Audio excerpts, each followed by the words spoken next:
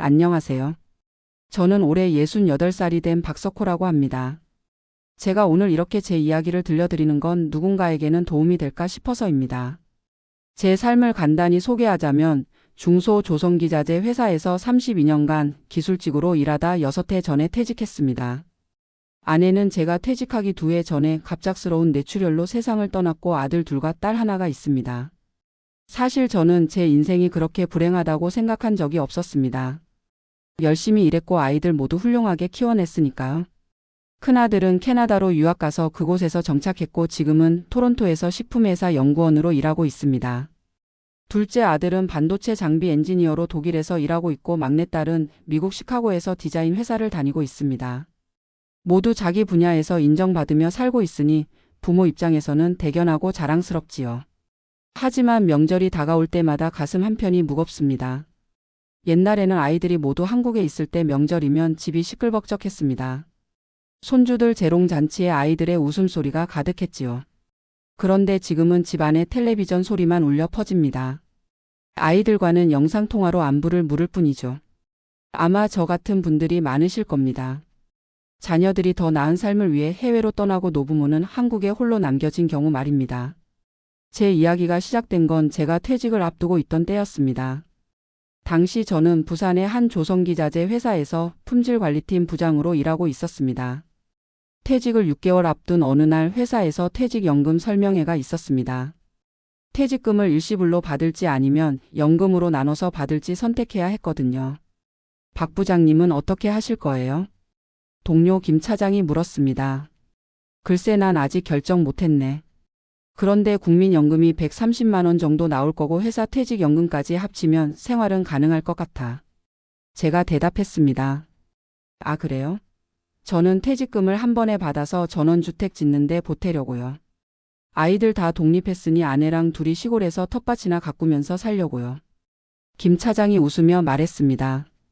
그 말을 들으니 문득 저도 노후에 대해 구체적으로 생각해 봐야겠다는 생각이 들었습니다.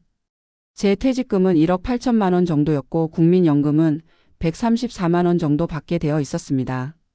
아내가 세상을 떠난 후 아이들은 제가 재혼하길 원했지만 저는 그럴 생각이 없었습니다. 그저 조용히 혼자 살면서 취미생활이나 하며 여생을 보내고 싶었죠. 퇴직 후 한 달쯤 지났을 때 큰아들 성민이가 저에게 제안을 했습니다. 아버지 이참에 캐나다로 오세요. 저희 집 근처에 시니어 아파트가 있는데 한국 교민분들도 많이 살고 계시고 시설도 좋아요. 여기서는 노인분들을 위한 복지가 잘 되어 있어서 편하게 지내실 수 있을 거예요. 당시 캐나다에 사는 큰아들은 이제 막 둘째 아이가 태어난 상태였고 집도 넓지 않았습니다. 그래서 저를 직접 모시기보다는 인근 노인 아파트에 입주하는 것을 권했던 거죠. 아니다 성민아. 난 내가 평생 살아온 이곳이 좋구나. 언어도 다르고 문화도 다른 곳에서 새롭게 적응하기엔 내가 너무 늙었어. 제가 거절했습니다. 실은 다른 이유도 있었습니다. 캐나다로 이민 가기 위해서는 상당한 비용이 들고 절차도 복잡했습니다. 제 퇴직금으로는 그곳에서의 생활을 오래 유지하기 어려웠고 아들에게 경제적 부담을 주고 싶지 않았습니다. 그 일이 있고 얼마 지나지 않아 둘째 아들 성호가 독일 근무가 확정되었다는 소식을 전해왔습니다. 원래 국내 반도체 장비 회사에서 일하던 성호는 독일 지사로 발령이 나서 가족과 함께 이주하게 되었습니다. 아버지 저희가 독일로 가게 됐어요. 처음에는 3년 계약인데 그쪽 생활이 괜찮으면 계속 살게 될지도 모르겠어요. 쌍둥이들이 이제 초등학교에 들어가는데 독일에서 교육받으면 좋을 것 같아서요. 저는 아들의 발전을 위해 축하해 주었지만 마음 한편으로는 또 한 명의 자식이 멀리 떠난다는 생각에 서글펐습니다. 그럼에도 표정 관리를 하며 밝게 대답했습니다. 그래 성호야 축하한다. 독일은 기술 강국이니 내가 많이 배울 수 있을 거다. 걱정 말고 가족들과 함께 건강하게 지내라. 마지막으로 막내딸 지영이가 미국으로 떠나게 되었습니다. 원래 국내 디자인 회사에서 일하던 지영이는 시카고의 디자인 스튜디오로부터 스카우트 제안을 받았습니다. 아빠 저 미국 가게 됐어요. 시카고에 있는 디자인 회사에서 제안이 왔는데 조건이 너무 좋아서 거절하기 어려웠어요. 죄송해요. 이제 아빠 혼자 계시게 됐네요. 저는 딸의 성공을 진심으로 기뻐하며 응원했습니다. 우리 딸 축하해. 그동안 얼마나 열심히 했으면 외국에서 알아봐 주겠니? 아빠는 괜찮으니까 내 미래를 위해 힘차게 나아가렴. 그렇게 자녀들이 모두 해외로 떠나고 저는 부산 해운대구의 아파트에 혼자 남게 되었습니다. 처음에는 그저 외로움이 가장 컸습니다. 특히 명절이 다가오면 더욱 그랬지요. 한국에서는 설날과 추석이 1년 중 가장 큰 명절인데 이때가 되면 가족들이 모두 모여 함께 시간을 보내는 것이 전통이니까요.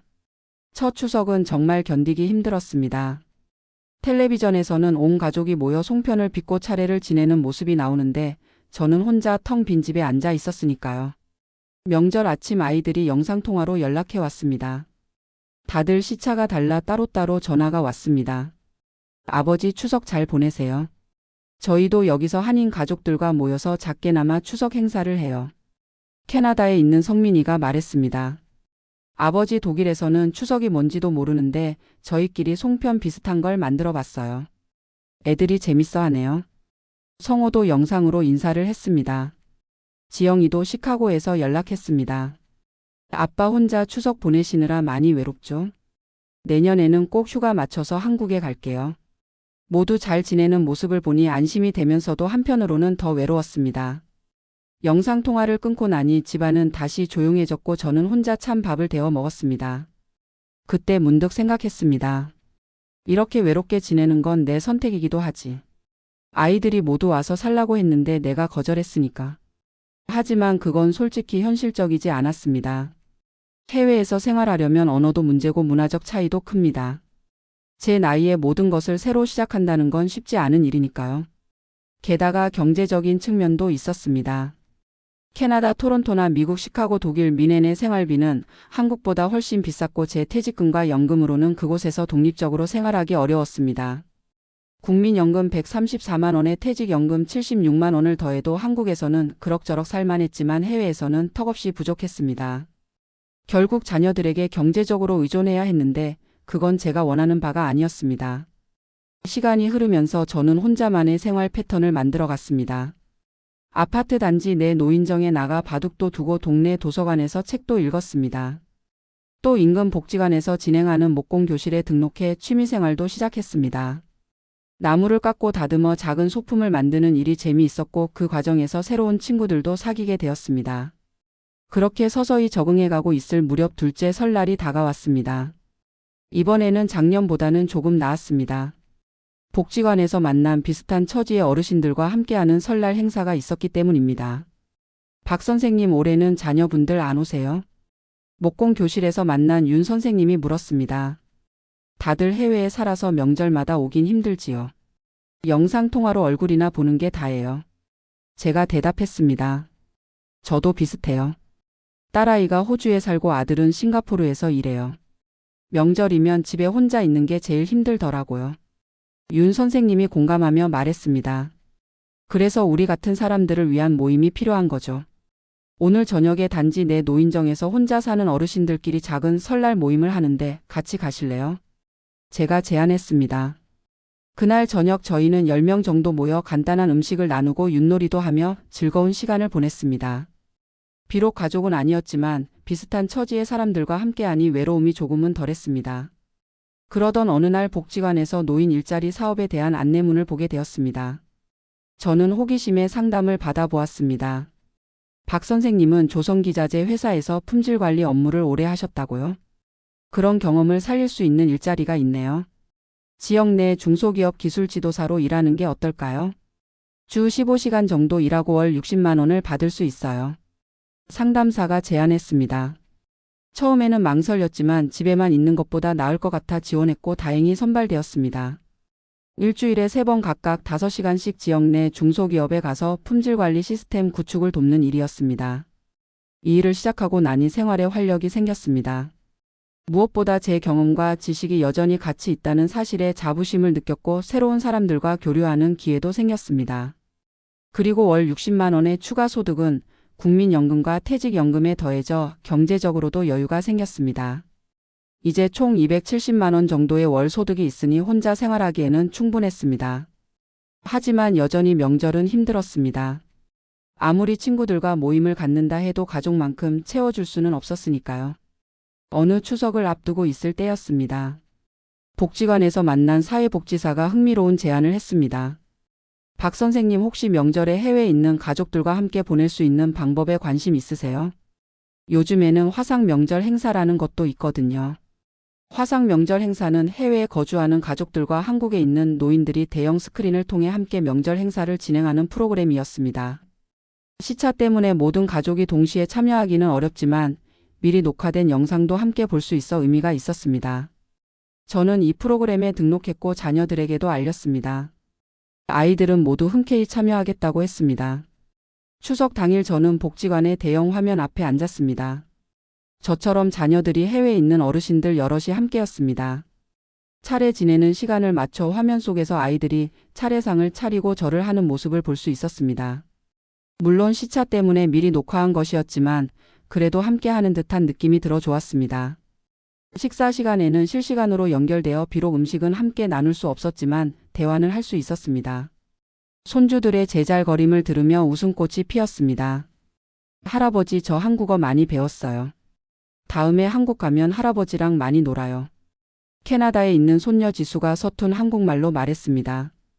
비록 화면을 통해서였지만 온 가족이 함께 모여 있는 듯한 기분이 들었고 외로움이 많이 줄어들었습니다.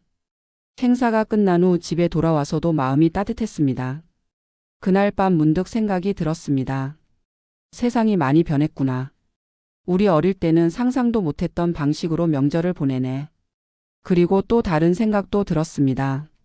나만 이런 게 아니구나. 나처럼 자녀들이 모두 해외에 나가 있는 노인들이 많구나. 이런 경험을 하면서 저는 점점 제 상황을 받아들이게 되었습니다. 자녀들이 해외에서 자신의 꿈을 펼치는 것은 분명 좋은 일이고 그들의 성공을 지켜보는 것도 부모로서 큰 기쁨이었습니다. 비록 명절마다 함께하지는 못하더라도 마음만은 언제나 연결되어 있다는 사실을 깨달았습니다. 또한 제 주변에는 비슷한 처지의 많은 어르신들이 있고 우리가 서로 의지하며 새로운 형태의 공동체를 만들어갈 수 있다는 것도 알게 되었습니다. 시간이 더 흘러 제가 이제 68살이 되었습니다. 그동안 많은 변화가 있었습니다. 우선 제가 일하던 중소기업 기술지도사 일은 계속하다가 건강 문제로 잠시 쉬게 되었습니다. 갑자기 고혈압이 심해져서 수개월간 치료를 받아야 했기 때문입니다. 그런데 생각지도 못한 일이 생겼습니다. 제가 병원에 입원했다는 소식을 들은 막내딸 지영이가 급히 휴가를 내고 한국에 왔던 것입니다. 아빠, 왜 이런 중요한 일을 우리한테 알리지 않으셨어요? 혼자 이런 고생을 하시다니 너무 속상해요. 지영이가 병실에 들어서자마자 울먹였습니다. 별거 아닌데 너희 걱정할까봐 말 안 했지. 그리고 내가 이제 혼자 살아온 지 여러 해 되었으니 이 정도는 감당할 수 있어. 제가 웃으며 대답했습니다. 지영이는 2주일간 한국에 머물며 저를 간호해 주었습니다. 오랜만에 딸의 손맛이 담긴 음식을 먹으니 병도 빨리 나아지는 것 같았습니다. 퇴원 후 지영이가 심각한 표정으로 저에게 제안을 했습니다. 아빠, 이제는 진지하게 생각해 보세요. 미국으로 오시면 어떨까요? 제가 시카고에 아빠가 편하게 지내실 수 있는 작은 아파트를 알아봤어요. 저희 집이랑 가까워서 자주 볼 수 있을 거예요. 저는 잠시 생각에 잠겼습니다. 사실 이번 입원 생활을 하면서 혼자 사는 것의 한계를 실감했습니다. 아플 때 곁에 있어줄 가족이 없다는 것이 얼마나 힘든지 깨달았거든요. 그리고 돌아보니 제가 나이가 들수록 해외에 있는 자녀들이 더 걱정하는 것 같았습니다. 매번 전화할 때마다 건강은 어떤지, 끼니는 제대로 챙겨 먹는지 묻곤 했으니까요. 지영아, 내 제안 고맙다. 하지만 내가 미국에 가서 무얼 하겠니? 영어도 못하고 친구도 없는데 더 외로울 것 같구나. 제가 대답했습니다. 아빠, 시카고에도 한인 커뮤니티가 잘 되어 있어요. 한인 노인분들이 모이는 센터도 있고 한글 신문도 있어요. 언어 때문에 걱정하실 필요 없어요. 지영이가 설득했습니다. 경제적인 것도 걱정이다. 내 연금으로는 미국에서 생활하기 어려울 것 같아. 제가 현실적인 우려를 표했습니다. 그건 제가 도와드릴게요. 제가 월세 절반은 부담할 수 있어요. 그리고 아빠 국민연금이랑 퇴직연금도 미국에서 받으실 수 있잖아요. 지영이가 대답했습니다. 결국 저는 딸의 제안을 더 진지하게 생각해 보기로 했습니다. 그리고 지영이가 돌아간 후 2~3달 동안 이 문제에 대해 깊이 고민했습니다. 한국에 남아 혼자 사는 것과 미국에 가서 딸 가까이에서 사는 것 각각의 장단점을 정리해 봤습니다. 그리고 복지관의 사회복지사와 상담도 했고 비슷한 경험을 한 어르신들의 조언도 들었습니다. 그러던 중 또 한 번의 변화가 생겼습니다. 둘째 아들 성호가 독일에서의 계약이 끝나고 한국으로 돌아온다는 소식을 전해온 것입니다. 아버지 저희가 다시 한국으로 돌아가기로 했어요. 독일에서의 생활도 좋았지만 아이들 교육도 중요하고 무엇보다 아버지 곁에서 함께 지내고 싶어서요. 성호가 전화로 말했습니다. 이 소식은 제게 큰 기쁨이었습니다. 특히 성호네 가족이 부산이 아닌 제가 사는 지역 근처로 온다고 했을 때 정말 감사했습니다. 그렇게 성호네 가족이 한국에 돌아왔고 저의 생활에도 다시 활기가 돌기 시작했습니다. 주말이면 2명의 쌍둥이 손주들이 찾아와 집 안을 뛰어다니며 북적거렸습니다. 할아버지 우리 독일에서 배운 축구 보여드릴게요. 할아버지도 같이 하실래요? 손주들이 활기차게 제안했습니다. 물론 제 나이에 축구를 함께 할 수는 없었지만 그들의 모습을 보는 것만으로도 행복했습니다. 그리고 며느리가 가져오는 집밥은 정말 제 영혼까지 채워주는 것 같았습니다. 성원의 가족이 돌아온 이후로는 명절도 훨씬 즐거워졌습니다. 비록 모든 자녀가 함께하지는 못했지만 그래도 가족이 모여 명절 음식을 나누고 이야기꽃을 피울 수 있었습니다. 그리고 특별한 시도도 했습니다. 명절마다 캐나다와 미국에 있는 자녀들을 대형 태블릿으로 연결해 마치 함께 있는 것처럼 대화를 나눴습니다. 성민아, 너는 캐나다에서 송편은 어떻게 구하니? 제가 물었습니다. 여기 한인마트에서 파는데 맛이 한국 것만 못해요. 그래서 아내가 직접 만들어 보려고 도전 중이에요. 성민이가 웃으며 대답했습니다. 지영이도 미국에서 연결되어 말했습니다. 아빠, 우리 진짜 그리워요. 다음 명절에는 꼭 휴가 맞춰서 한국에 갈게요. 이렇게 기술의 발달 덕분에 비록 물리적으로는 떨어져 있어도 마음만은 가깝게 지낼 수 있었습니다. 그리고 한 가지 더 좋은 변화가 있었습니다. 성호가 돌아오면서 제게 좋은 제안을 했습니다. 아버지, 저희 집 근처로 이사 오시는 게 어떨까요? 최근에 실버타운이 새로 생겼는데 시설도 좋고 비용도 적당해요. 무엇보다 저희 집에서 차로 10분 거리라서 자주 뵐 수 있어요. 처음에는 망설였지만 결국 이사를 결정했습니다.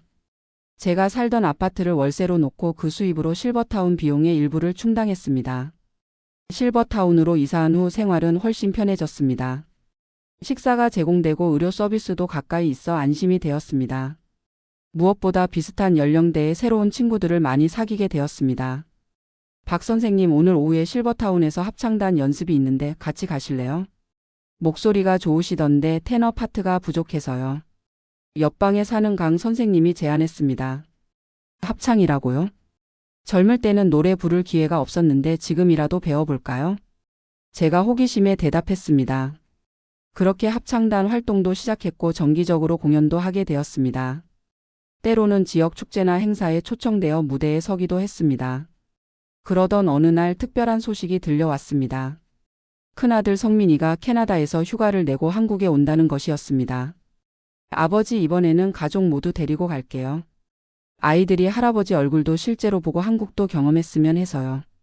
성민이가 전화로 알려왔습니다. 정말 기쁜 소식이었습니다. 캐나다에서 태어난 손주들은 한국에 온 적이 없었기 때문에 그들을 실제로 만날 생각을 하니 가슴이 설렜습니다. 성민이네 가족이 도착한 날 저는 공항에서 그들을 기다렸습니다. 성우와 함께 나가서 기다리고 있자니 정말 오랜만에 두 아들이 나란히 서 있는 모습을 보게 되었습니다. 할아버지다. 캐나다에서 온 7살 손녀 지수가 저를 발견하고 달려왔습니다. 비록 얼굴은 영상통화로 자주 봤지만 실제로 안아보는 것은 정말 오랜만이었습니다. 그렇게 가족 일부가 모이니 집에 활기가 돌았습니다. 성민이네는 2주일 동안 한국에 머물면서 여러 곳을 여행했고 주말에는 모두 함께 모여 식사도 하고 이야기도 나눴습니다. 아버지 건강하게 잘 지내시는 것 같아 다행이에요. 처음에는 혼자 남겨드리고 떠나서 정말 마음이 아팠거든요. 성민이가 진심을 담아 말했습니다. 괜찮다 아들아. 처음에는 외롭기도 했지만 이제는 적응했단다. 실버타운에도 친구들이 많고 성원의 가족도 자주 보고 너희들이 각자의 자리에서 잘 지내는 모습을 보는 것만으로도 아버지는 행복하다. 제가 대답했습니다. 그날 밤 오랜만에 자녀들과 깊은 대화를 나눴습니다. 미래에 대한 이야기도 했는데 지영이가 특별한 제안을 했습니다. 아빠, 우리가 모두 아빠 곁에 있지 못해 죄송해요. 그래서 이런 생각을 했어요. 1년에 한 번씩 우리 3명이 돌아가면서 한국에 와서 아빠와 시간을 보내는 건 어떨까요? 각자 한 달씩 휴가를 내서요. 정말 감동적인 제안이었습니다. 자녀들이 자신의 생활을 일부 포기하면서까지 저를 위해 시간을 내겠다는 것이니까요. 그건 너무 과한 것 같구나. 너희들 각자의 삶이 있는데 그렇게까지 할 필요는 없어. 그냥 가끔 시간 날 때 찾아오면 그걸로 충분해. 제가 말했습니다. 그러나 자녀들은 고집을 부렸고 결국 그들의 제안을 수락했습니다. 그렇게 1년에 3번 각각 한 달씩 자녀들이 한국을 방문하는 계획이 세워졌습니다. 시간이 흘러 이제는 그런 방식으로 생활한 지도 3년이 지났습니다. 물론 코로나 기간에는 방문이 어려워 화상통화로 대체했지만 그래도 이런 규칙적인 만남이 제 삶에 큰 활력이 되었습니다. 이제 저는 명절이 외롭지 않습니다. 비록 모든 자녀가 항상 함께하지는 못하지만 적어도 한 명은 곁에 있고 나머지는 화상으로 연결됩니다. 실버타운에서의 생활도 점점 익숙해졌습니다. 합창단 외에도 원예 동아리에 가입해 작은 화분을 가꾸는 재미에 빠졌고 요리 교실도 참여해 간단한 요리도 배웠습니다. 박 선생님이 만드신 비빔밥이 정말 맛있네요. 혼자 사시면서도 요리를 이렇게 잘 하시다니 대단해요. 요리 교실에서 만난 이 선생님이 칭찬했습니다. 아이고 뭐려. 제 아내가 살아계실 때는 부엌에 발도 들여놓지 않았어요. 혼자 살다 보니 배울 수밖에 없더라고요. 제가 웃으며 대답했습니다. 어느새 제 주변에는 많은 친구들이 생겼고 취미활동도 다양해졌습니다.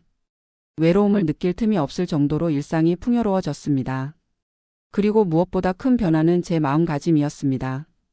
처음에는 자녀들이 모두 해외로 떠나 혼자 남겨졌다는 생각에 서글펐지만 이제는 달리 생각합니다.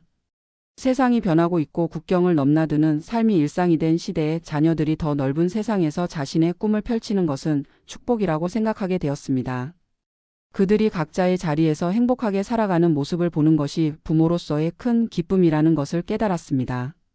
또한 혼자 살지만 외롭지 않은 삶을 만들어가는 것이 가능하다는 것도 알게 되었습니다.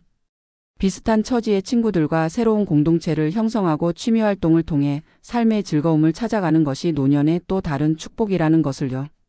물론 명절마다 온 가족이 함께하는 것이 가장 이상적이겠지만 현실적으로 어려운 일이라면 그 안에서도 행복을 찾는 방법이 있습니다. 화상통화로 연결되는 명절 식사도 나름대로의 의미가 있고 멀리 있어도 마음은 언제나 가까이 있을 수 있다는 것을 배웠습니다. 그리고 중요한 것은 서로에 대한 이해와 배려라는 것도 깨달았습니다. 자녀들은 부모를 혼자 두고 떠난다는 죄책감에 시달리고 부모는 자녀들의 발목을 잡는 것은 아닌지 걱정합니다. 하지만 서로의 선택을 존중하고 그 안에서 최선의 방법을 찾아가는 것이 중요합니다. 성호처럼 다시 한국으로 돌아오는 경우도 있고 지영이처럼 부모를 해외로 모시고 싶어하는 경우도 있습니다. 어떤 선택이든 중요한 것은 서로에 대한 사랑과 관심입니다. 멀리 있더라도 마음으로 연결되어 있다면 그것만으로도 충분한 의미가 있습니다. 저는 이제 68살의 나이에 새로운 삶의 방식을 찾아가고 있습니다. 자녀들이 모두 해외에 나가 있는 상황에서도 외롭지 않게 저만의 행복을 찾아가는 여정을 계속하고 있습니다. 그리고 비슷한 처지에 있는 많은 어르신들에게 조언하고 싶습니다. 자녀들이 해외로 떠났다고 해서 인생이 끝난 것이 아닙니다. 오히려 새로운 시작이 될 수 있습니다. 주변을 둘러보세요. 당신과 비슷한 상황에 있는 많은 분들이 있고 그들과 함께하는 새로운 공동체를 만들어갈 수 있습니다. 취미활동을 시작하세요. 새로운 것을 배우는 즐거움은 나이가 들어도 변함없습니다. 기술을 두려워하지 마세요. 화상통화나 메시지 앱을 통해 멀리 있는 가족들과도 소통할 수 있습니다. 조금만 배우면 충분히 활용할 수 있습니다. 그리고 무엇보다 자녀들의 선택을 존중해 주세요. 그들이 더 넓은 세상에서 자신의 꿈을 펼치는 것은 축복입니다. 부모로서 할 수 있는 가장 큰 사랑은 자녀의 행복을 기원하는 것이니까요. 마지막으로 스스로를 돌보는 법을 배우세요. 건강관리와 규칙적인 생활습관으로 독립적인 삶을 오래 유지할 수 있습니다. 그것이 자녀들에게도 가장 큰 선물이 될 것입니다. 제 이야기가 비슷한 상황에 있는 분들에게 조금이나마 위로와 용기가 되었으면 합니다. 비록 명절이 예전과 같지 않더라도 그 안에서 새로운 의미와 행복을 찾아가는 여정은 계속됩니다. 자녀들이 모두 해외에 나가 있어 혼자 명절을 보내는 것이 처음에는 큰 상실감으로 다가왔지만 이제는 그 속에서도 감사함을 찾습니다. 현대 기술의 발달로 멀리 있어도 마음은 가깝게 연결될 수 있으니까요. 그리고 무엇보다 제가 건강하게 독립적인 삶을 살아가는 모습을 자녀들에게 보여줄 수 있다는 것이 큰 기쁨입니다. 그것이 부모로서 자녀들에게 줄 수 있는 마지막 선물이 아닐까 생각합니다. 오늘도 저는 실버타운에서 제 작은 화분에 물을 주고 합창단 연습을 위해 노래를 연습합니다. 그리고 저녁에는 성원의 가족과 화상통화로 이야기를 나눌 예정입니다. 내일은 또 어떤 새로운 하루가 시작될지 기대가 됩니다. 비록 자녀들이 곁에 없더라도 제 삶은 여전히 의미 있고 아름답게 흘러가고 있으니까요.